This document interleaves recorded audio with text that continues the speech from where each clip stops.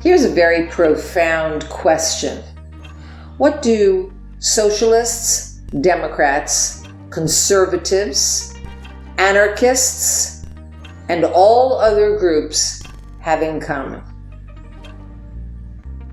They all know that they have to use language with the skill of a surgeon to have impact in this world.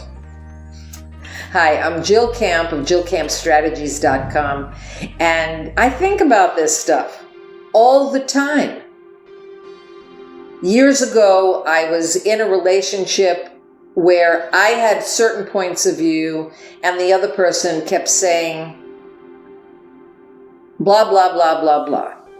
And I'd say, well, I think about it in another way. And he would say, well, what is that other way? Well, fast forward 40 years from that, and I really believe that there are other ways to interact with people other than asserting your right to be right. Isn't that all that we see in the public arena on television? We hear it on radio, articles in newspapers, conversations on street corners, even in classrooms where certain agendas are being pushed as opposed to other agendas. I'm right. No, I'm right. Immediately becomes this, and we have lost any kind of civility in human relationships. But if a Democrat and a Republican and a conservative and a socialist and an anarchist can learn to use language with the skill of a surgeon, we can actually talk about ideas in a way that we can hear other people's point of view. We still might not agree with it, but we've cleared away all the competitive thinking, all the competitive talking. And now we've set the stage for an exchange of ideas, spoken with the skill of a surgeon, an exchange of ideas spoken with the skill of a surgeon that will have impact. Yeah. Don't you want to have impact? Or do you just want to talk to hear yourself talk? I'm guessing that at the end of the day, if we talk just to hear ourselves talk, we're going to be really tired. Our throats are going to hurt a little bit, and we will not have had impact.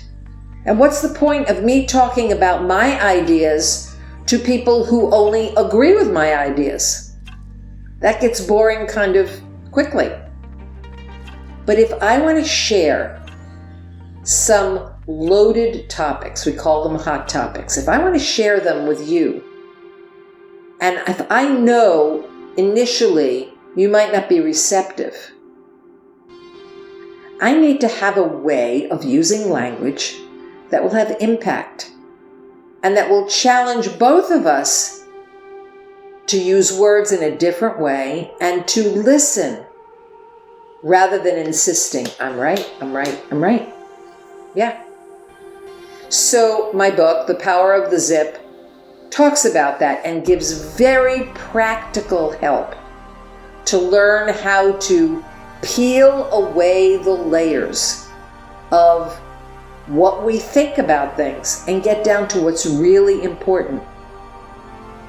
If somebody says to you, blah, blah, blah, blah, blah, and I'm right, if you wait long enough and you are kind, eventually you'll get a chance to say, I think about that differently.